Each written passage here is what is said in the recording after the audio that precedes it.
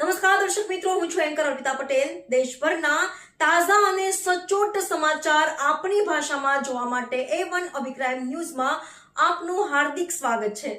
હવે જોઈએ મુખ્ય સમાચાર. ભચાઉના હિંમતપુરામાં ગટર સમસ્યા, મહિલાઓ જાતે કરે છે ગટર સફાઈ, તંત્રમાં રજૂઆત છતાં કોઈ કાર્યવાહી નહીં. ભચાઉના હિંમતપુરા વિસ્તારમાં ગટર અને સફાઈની મૂળભૂત સમસ્યા વણુકેલાયેલી રહી છે.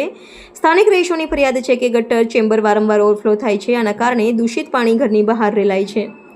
સ્થાનિક રહેવાસી નારેજા ગફુર કાસમના જણાવ્યા મુજબ ગટર લાઇનમાં નિયમિત સફાઈ નહીં થવાથી ચેમ્બર જામ થઈ જાય છે. દુર્ગંધયુક્ત પાણીના કારણે લોકો વારંવાર બીમાર પડે છે. તંત્રમાં અનેક વખત રજૂઆત કરવા છતાં કોઈ કાર્યવાહી થતી નથી. પરિસ્થિતિ એટલી વિકટ બની છે કે ઘરની મહિલાઓને જાતે ગટર ચેમ્બરની સફાઈ કરવી પડે છે. વરસાદી નાળામાં પણ કચરાના ઢગલા જોવા મળે છે.